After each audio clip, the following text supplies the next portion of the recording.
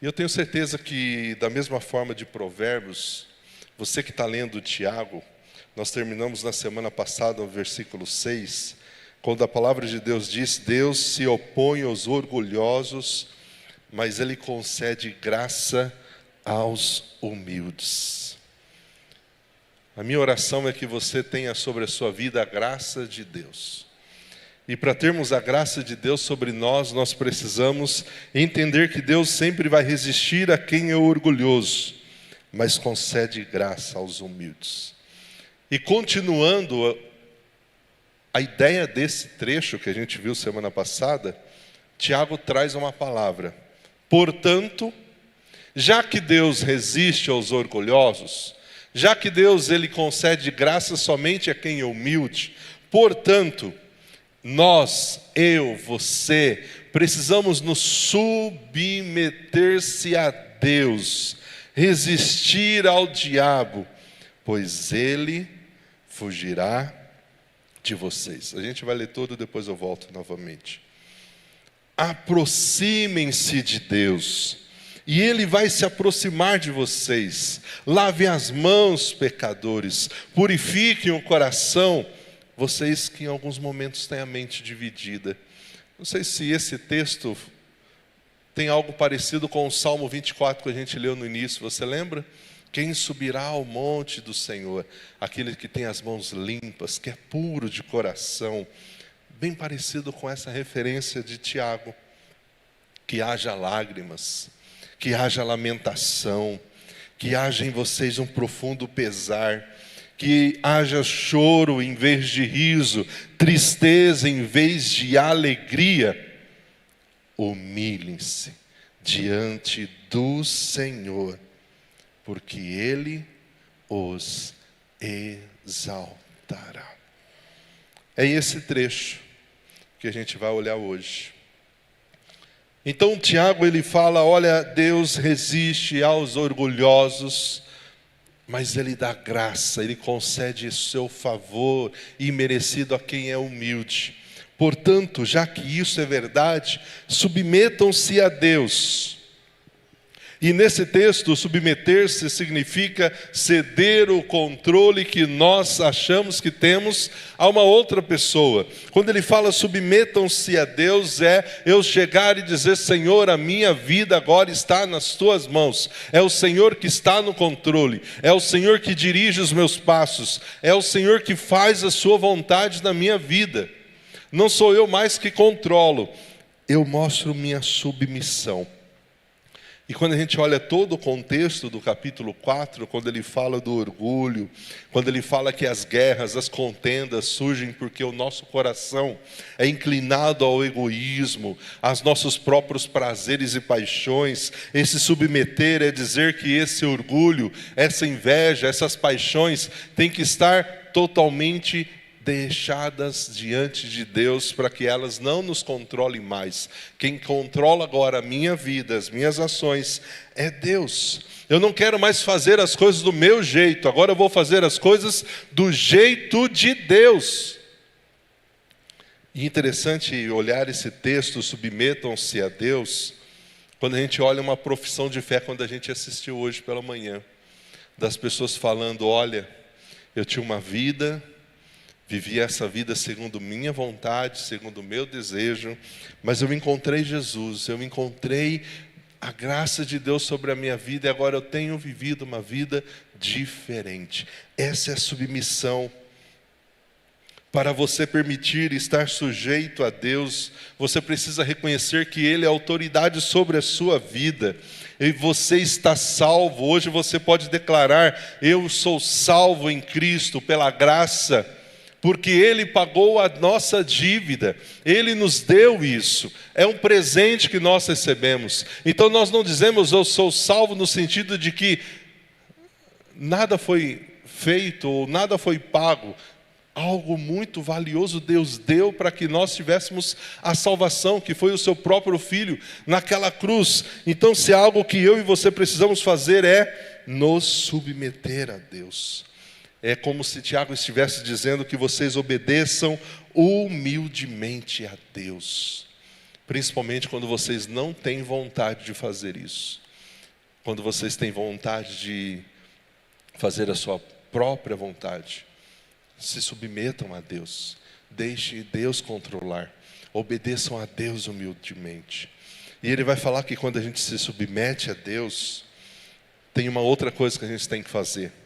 A gente tem que resistir ao diabo. E por que ele fala isso nesse contexto do capítulo 4?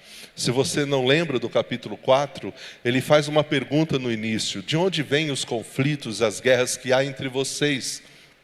Essa palavra de Tiago é para a igreja, não é para pessoas que estavam longe de Deus, é para pessoas que já tinham sido salvas, que estavam vivendo em comunhão umas com as outras, só que em comunhão umas com as outras, elas não estavam conseguindo se relacionar, se dar bem, se entender, viver em unidade. Então Tiago fala, de onde que vem esses conflitos? De onde vem essa... E ele vai falar, vem das paixões que guerreiam entre vocês, dentro de vocês, desse desejo. Vocês pedem, não recebem porque vocês pedem mal. Vocês pedem para satisfazer os seus próprios desejos. E é por isso que ele entra aqui nessa questão do diabo.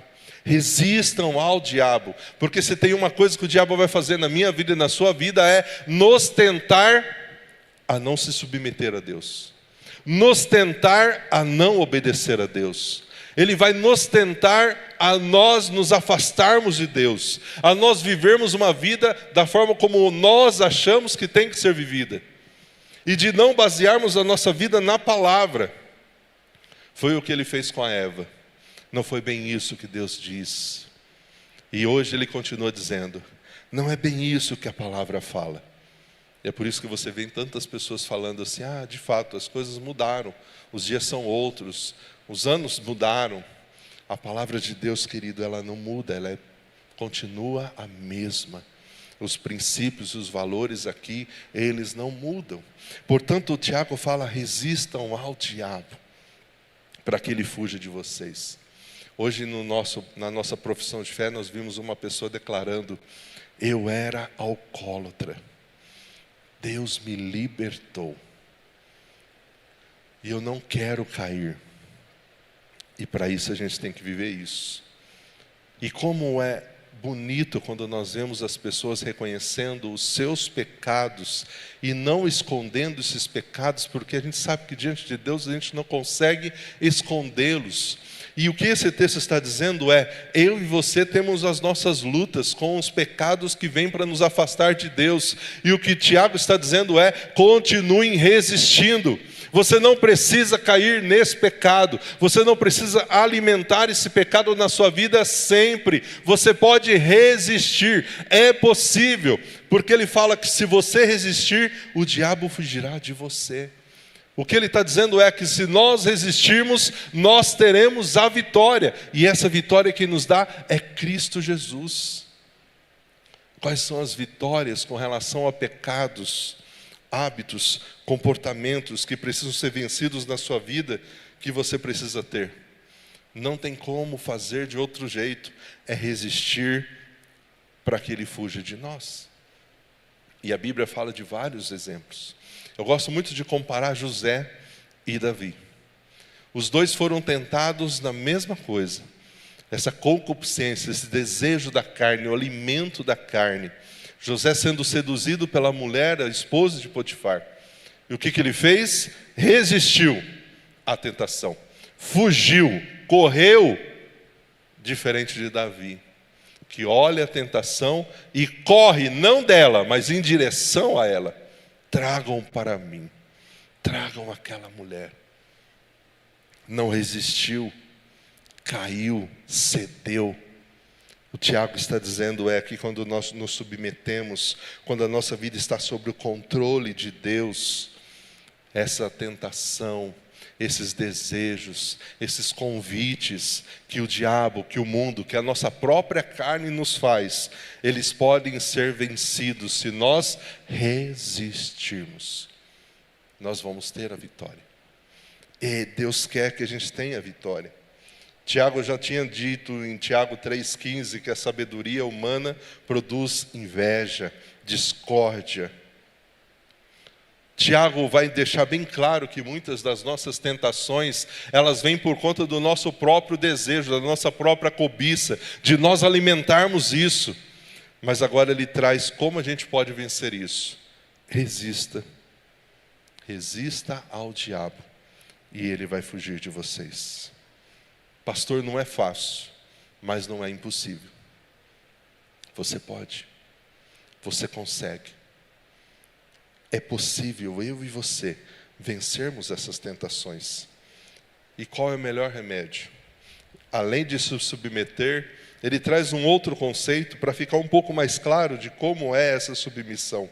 Ele diz: aproxime-se de Deus. Assim como ele falou, resistam ao diabo, lutem contra as tentações, para que vocês tenham vitória. E Jesus passou por isso, ele foi tentado, ele resistiu à tentação, ele resistiu a todas as tentações, e o diabo deixou lá depois no deserto. Ele fala agora: aproximem-se de Deus, e ele se aproximará de vocês. Mas será que em alguns momentos a gente está longe de Deus? Lembra na semana passada que teve um versículo que falou que o Espírito de Deus que habita em nós, ele tem ciúmes de nós. E as nossas ações e as nossas atitudes podem entristecer esse Espírito Santo. Então, se nós somos salvos em Cristo Jesus, nós agora temos o Espírito Santo morando em nós. E para ter a vitória, nós precisamos nos submeter, resistir ao diabo, para ele fugir de nós. E nós precisamos andar no Espírito. E só conseguimos isso quando a gente vive uma vida de proximidade de Deus. E vida de proximidade de Deus é um relacionamento. Se eu quero me aproximar de alguém para conhecer melhor essa pessoa, eu vou precisar estar perto dela, conversar com ela para saber como ela é, o que ela pensa, quais são os seus gostos, quais são os seus... Eu preciso estar perto. Assim é com Deus, não tem como conhecer Deus, estar próximo de Deus se eu não converso com Ele, se eu não tenho um relacionamento com Ele. É por isso, irmão, que quando a gente fala aqui de ler a Bíblia e de orar todos os dias, não é uma coisa que a gente fica repetindo porque não tem mais o que falar. É porque é algo que é básico, que vai fazer com que você mude as suas atitudes, o seu jeito de olhar a vida. E nós precisamos dessa aproximação de Deus. E quando a gente se aproxima dele com um coração humilde, nós vamos ter a vitória, vamos andar em espírito. Quando a gente conversa com Ele, quando a gente agradece a Ele. Uma das pessoas aqui falou hoje pela manhã: Jesus agora é meu amigo, eu converso com Ele todo dia. Quando eu estou lavando a louça, quando eu estou em casa, onde eu estiver, eu estou conversando com Ele. Isso é estar próximo de Deus, manter a nossa mente ligada com as coisas do alto. Sabe por quê? Talvez você não é assim, tentado desse jeito. Mas algumas pessoas estão sendo tentadas todos os dias a manter a mente preocupada com coisas. E você vai conversar com algumas pessoas, essas pessoas estão perturbadas, angustiadas, porque estão alimentando a mente com coisas que nem são verdadeiras. Ainda não aconteceram, mas ela está lá preocupada, ela está alimentando a mente com aquilo. Em vez de ficar se preocupando, medite naquilo que Deus já falou. E ele vai falar de algumas coisas: limpe as mãos, purifique o coração. As mãos simbolizam aquilo que você faz, o coração simboliza aquilo que você pensa. E ele está falando: lavem, limpe as mãos, purifique o coração, não tenha a mente dividida. E ele já falou do ânimo dobre lá no início. O que ele está falando é: eu quero cada um de vocês por completo. Eu não quero parte de vocês, eu quero vocês por completo. Eu quero um relacionamento pleno, inteiro, completo com cada um de vocês. Portanto, se aproximem de mim. Como a mão representa aquilo que a gente faz, o que você tem feito? Está te aproximando de Deus? Como o coração representa aquilo que eu penso, aquilo que você tem pensado no seu interior, tem te aproximado de Deus?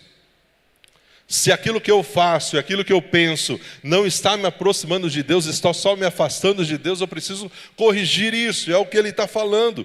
Ele está falando aqui de uma mudança. O que ele está falando aqui é de arrependimento. Mude o comportamento, mude o jeito de pensar, mude os seus hábitos, não fique mais dividido. Uma das adolescentes falou aqui, eu era uma pessoa que ficava querendo conviver com o mundo e com Deus. Um pé na igreja, um pé no mundo. Eu não posso ter uma mente dividida. A minha mente tem que estar totalmente submetida ao controle de Deus. Ao controle de Deus. É o que Ele quer de nós. Interessante quando a gente vê essa questão das mãos e do coração. São muitas as passagens na Bíblia que falam sobre isso. Das mãos limpas. E as mãos têm um simbolismo muito importante. Porque, imagina no nosso culto, a gente levanta as mãos para adoração. É como se nós estivéssemos dizendo, Senhor, aqui, ó, minhas mãos, aquilo que eu faço, as minhas atitudes, estão limpas para que eu possa adorar o Senhor sem nenhum impedimento. Para que de fato o Senhor receba a minha adoração. O coração é outra coisa que fala-se muito. Lembra do sermão de Jesus no monte, lá na montanha? Bem-aventurados limpos de coração, porque eles vão fazer o quê? Eles verão a Deus. Os limpos de coração, purifiquem o coração, não tenham a mente dividida. E esse texto, que fala um pouco de aflição, de choro, quando eu olho para a minha vida, reconheço que eu sou um pecador, esse reconhecimento tem que me levar a um arrependimento, a uma tristeza, mas não só uma tristeza que seja um remorso, uma tristeza que seja de fato um arrependimento verdadeiro. E por isso ele fala que haja lágrimas, que haja lamentação, que haja um profundo pesar, que haja choro em vez de riso, tristeza em vez de alegria. Então, pastor, Tiago está falando que eu tenho que viver uma vida de tristeza, de angústia, de estar para baixo toda vez, todo dia. É isso que o Tiago está ensinando? Não. O que ele está falando é que esse comportamento tem que existir em nós quando nós reconhecemos o pecado na nossa vida. Ele está falando que quando nós reconhecemos que no nosso coração, que nas nossas ações tem algo que entristece a Deus, tem que existir em nós um arrependimento que gera mudança, transformação. E o que ele está falando aqui é que existe entre vocês um quebrantamento. Quando você lê o Velho Testamento, o Antigo Testamento, você vê muitas expressões das pessoas se prostrando. Em alguns momentos, colocando pó, cinzas sobre eles, mostrando aquela reverência, aquela obediência, aquele coração quebrantado diante dos pecados. O que Tiago está falando é que existe em nós esse sentimento de eu pequei contra um Deus santo. Eu pequei, eu feri a Deus. Diante de tudo que Ele fez e tem feito por mim, eu fui infiel, eu quebrei a aliança.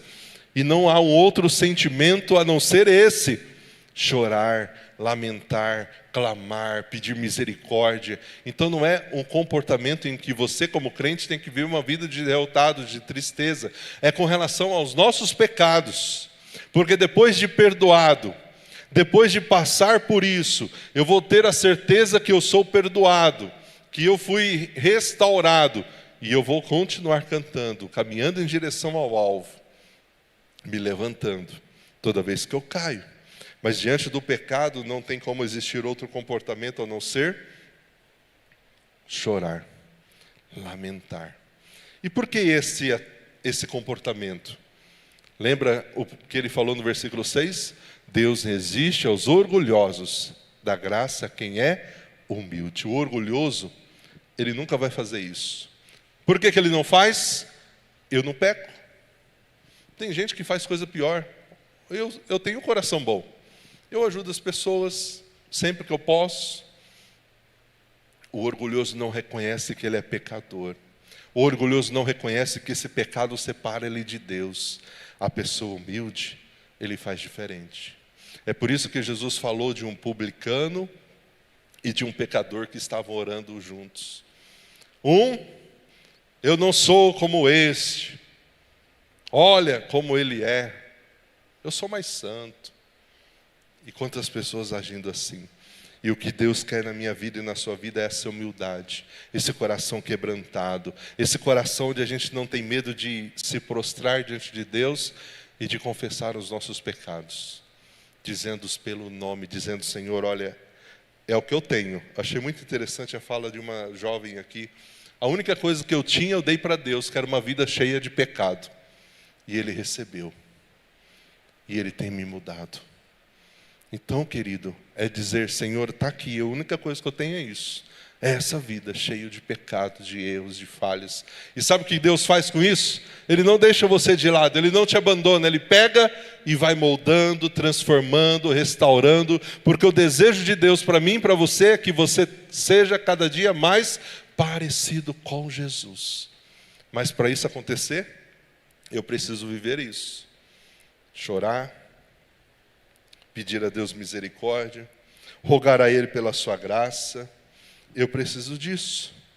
Tem misericórdia de mim, ó Deus, segundo a tua benignidade. Apaga as minhas transgressões, segundo a multidão das tuas misericórdias. Lava-me completamente e purifica-me do meu pecado.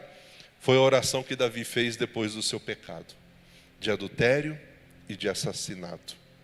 Ele orou desse jeito. Esse texto, na prática, sabe onde você encontra? O Salmo 51.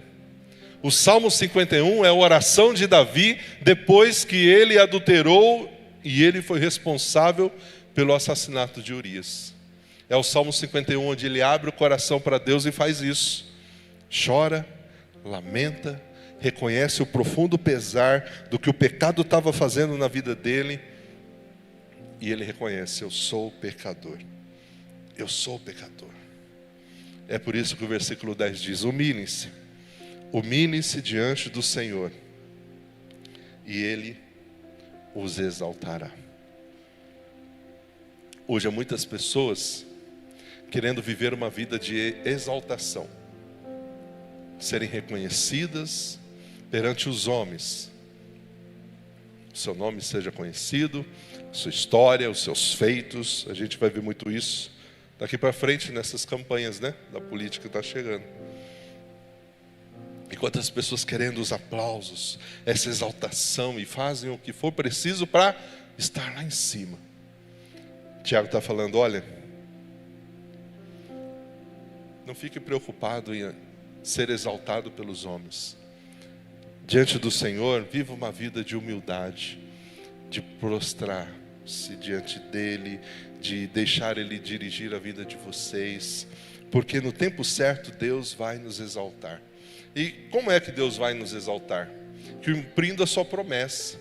Ele está preparando um lugar para nós, onde não haverá mais choro, não haverá mais lágrimas.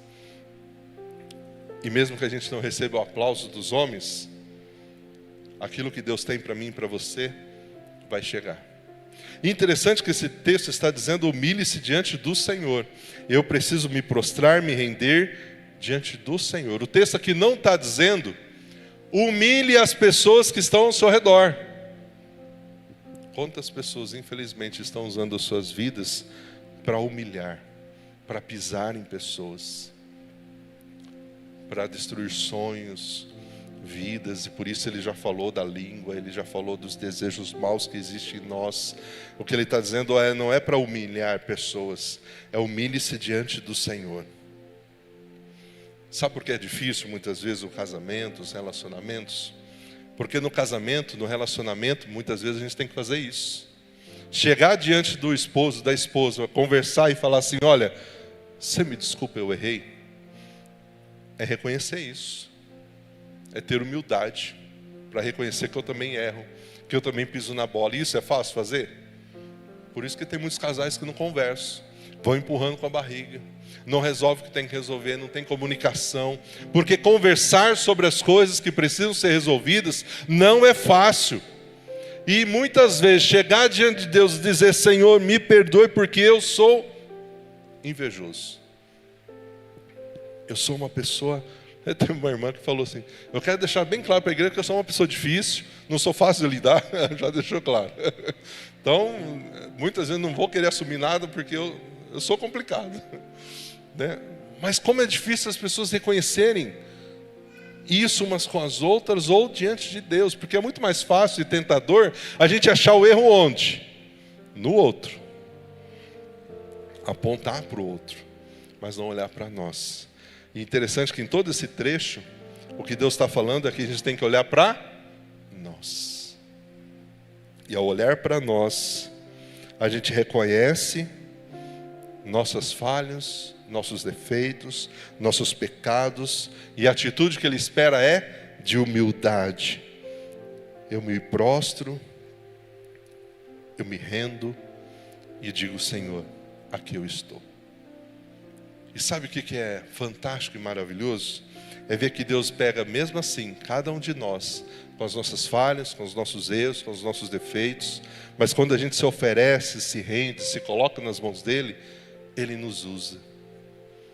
Porque Ele continua nos amando, e Ele é diferente de uma pessoa que nos ama pelo que a gente tem a oferecer. Deus não faz isso. Até porque não tem nada em nós que Deus possa olhar e falar assim: olha, vou amar essa pessoa por conta disso. Não, Ele simplesmente nos ama. E quando a gente é humilde, Ele concede a sua graça nos usando para abençoar outras pessoas. Portanto, o que Deus quer não é que você saia daqui, poxa, triste, porque você é pecador, está longe da graça, não. Ele quer que você saia daqui sabendo que mesmo pecador, Ele continua amando você. E quer que você tenha somente uma atitude: de se prostrar e de se render diante dEle. De se prostrar e de se render diante da graça dEle. Se você quer ter uma vida de vitória, você precisa caminhar de joelhos. Se você quer ter uma vida onde você continue firme, de pé, na graça do Senhor, você precisa dar um passo de cada vez, de joelho, prostrado, rendido ao Senhor. É isso que eu quero. E quando eu vivo isso, eu resisto mais fácil aos pecados e às tentações. Quando eu vivo isso, eu tenho a vitória, porque o diabo vai fugir de mim. A presença de Deus é tão grande na minha vida, na sua vida, a ação do Espírito Santo é tão grande que Ele não permanece. E o texto de Romanos já fala sobre isso. Em Cristo nós somos mais do que vencedores. Eu não sei quais são as batalhas que você tem vivenciado. O que eu posso te dizer é: você não precisa continuar acorrentado nessas batalhas. Você não precisa continuar caindo nesses pecados. Em Cristo nós temos a vitória. Vamos cantar? E vamos dizer: Senhor, eu quero me render.